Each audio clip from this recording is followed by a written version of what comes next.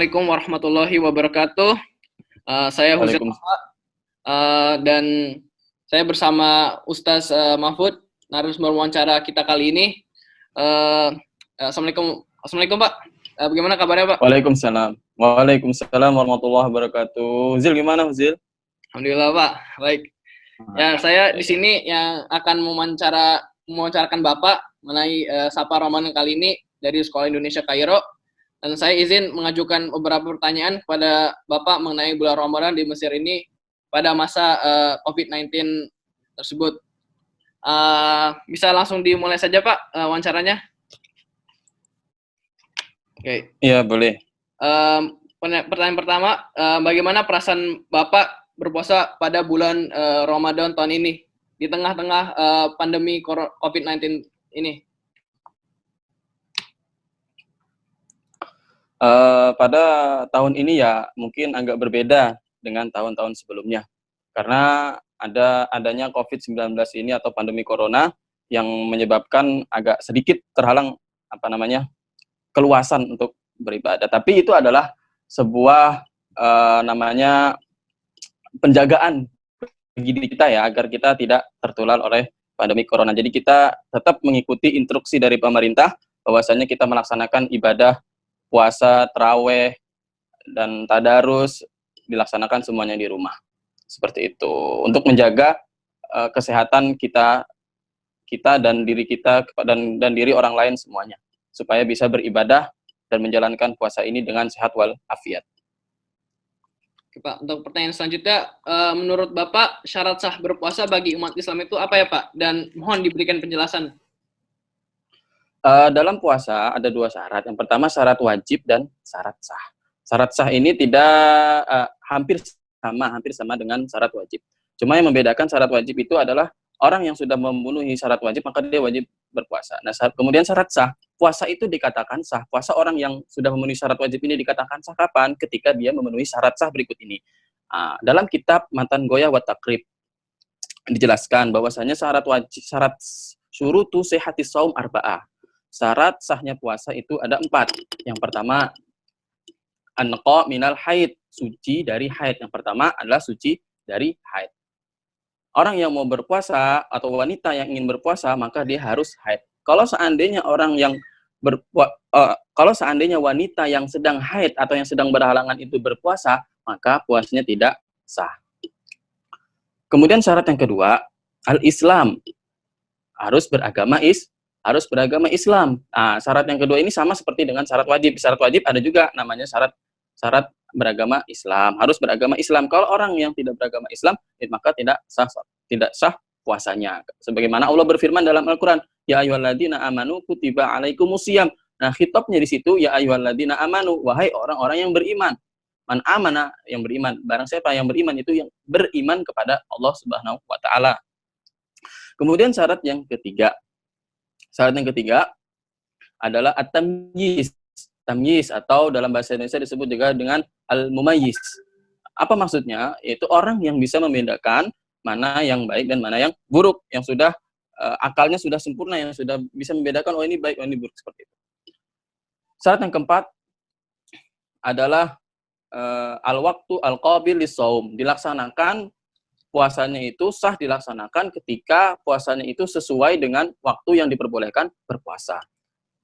Maka tidak sahlah puasa orang yang berpuasa pada waktu-waktu yang dilarang berpuasa. Kapan saja waktu yang dilarang untuk berpuasa? Kapan saja?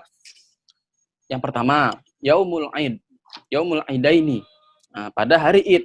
Hari Id itu kapan? Hari Idul Fitri dan Idul Adha. 2 hari ini dilarang untuk melaksanakan puasa. Jikalau orang yang beriman itu berpuasa pada 2 hari ini, maka puasanya tidak sah.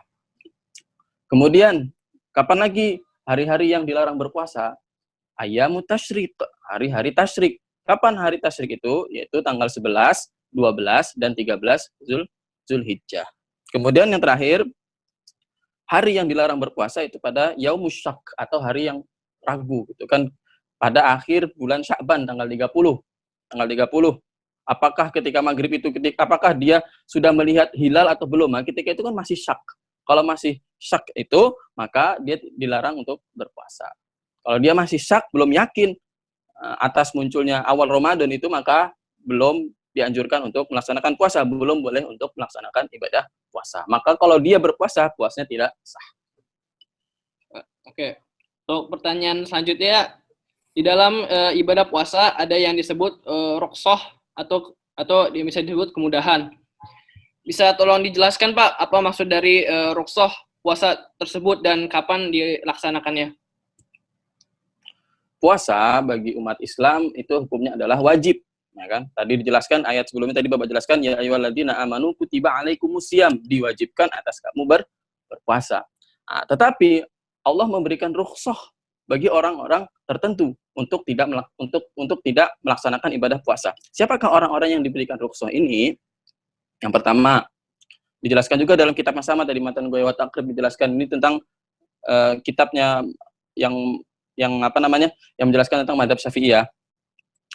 Yang pertama yang mendapatkan rukhsah adalah Asy-Syaikh Al-Anjuz. Siapa itu? Orang yang sudah tidak mampu lagi berpuasa. Tidak mampu di bulan Ramadan maupun di bulan-bulan setelah Ramadan. Tidak bisa, dan dia tidak juga bisa mengganti puasa tersebut, tidak bisa mengqadha. Maka apa yang harus dilakukan? Nah, itu membayar fidyah. Berapa? Kalau nggak salah 3/4 liter, itu tergantung nanti ketentuan dari pemerintah. Selanjutnya, yang kedua yang mendapatkan rukhsah, orang yang sakit, al-marid, atau bisa juga disebut al-marid, orang yang dalam keadaan sakit. Nah, jikalau dokter menyuruhnya untuk meminum obat, maka dia harus meminum. Kenapa? Kalau tidak minum akan membahayakan diri dia. Kalau dia tidak makan, orang sakit kalau tidak makan ataupun tidak minum obat, dia nanti akan membahayakan diri dia gitu. Maka tidak wajib bagi dia untuk berpuasa. Nah, dengan catatan dia harus menggantikan puasa tersebut pada hari yang mana dia sudah dalam keadaan sehat walafiat, seperti itu, di bulan yang datangnya, bulan yang akan datang, seperti itu. Kemudian rukhsah yang ketiga, kemudian rukhsah yang ketiga itu diberikan kepada siapa? Orang yang sedang dalam perjalanan atau musafir, dengan syarat perjalanannya ini tidak bertujuan untuk melaksanakan maksiat. Allah berikan rukhsah kepada dia untuk apa? Untuk tidak berpuasa. Tidak berpuasa. Nah, kemudian yang terakhir yaitu al-hamil murdi, yaitu orang hamil, wanita yang hamil atau ibu yang sedang menyusui. Kalau seandainya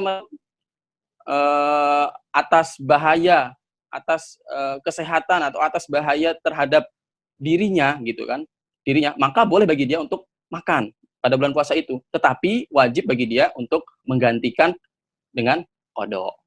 Nah, terus kalau seandainya dia takut akan bahaya yang terjadi pada dirinya sendiri dan pada anaknya nanti, nah, kalau dia puasa, maka boleh bagi dia untuk berbuka, untuk makan.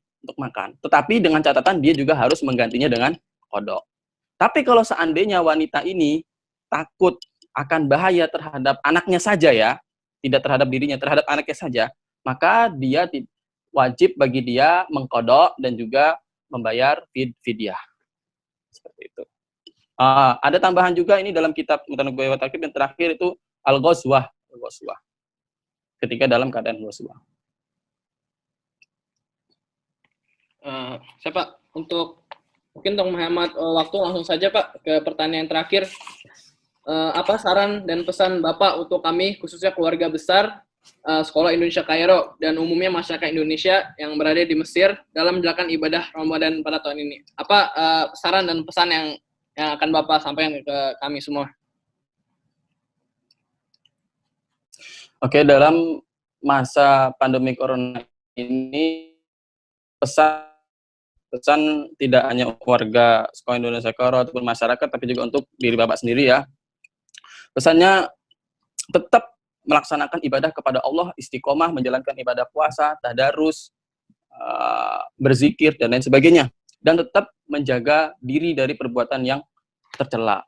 Karena puasa itu tidak hanya menahan hawa nafsu, menahan makan dan saja, tapi juga menahan kita dari perbuatan atau perkataan yang dilarang oleh agama. Rasulullah Shallallahu Alaihi Wasallam bersabda, "Man lam yada' qaula zur, falaysa lillahi hajatun fi ayyada at'am." Barang siapa yang tidak meninggal perkataan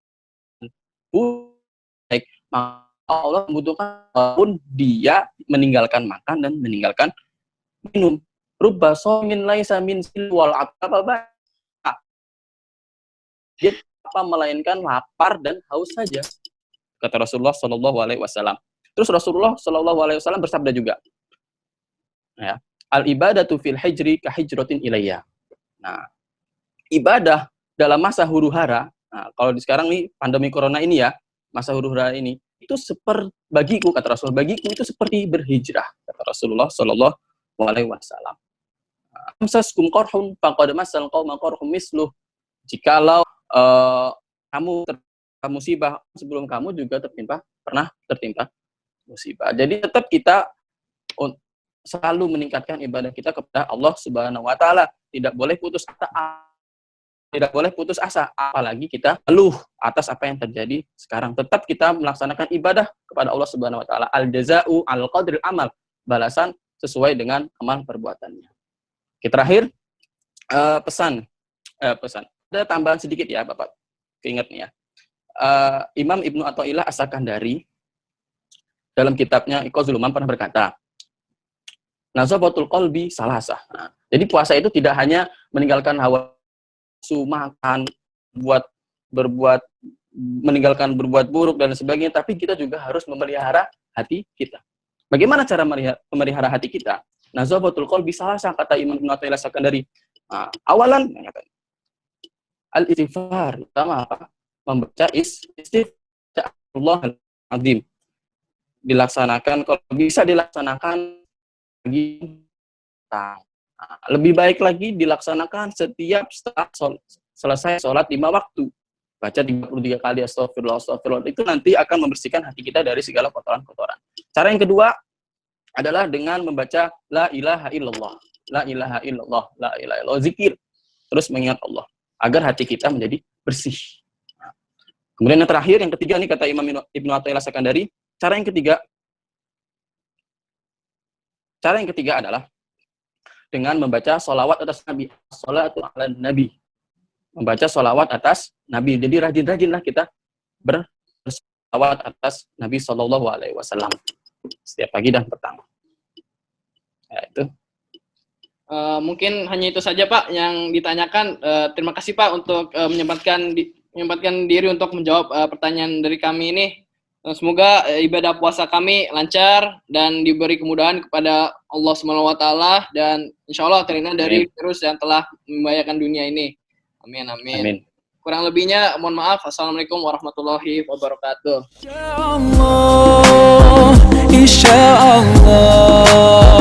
Insyaallah hatla'i الطريق إن شاء الله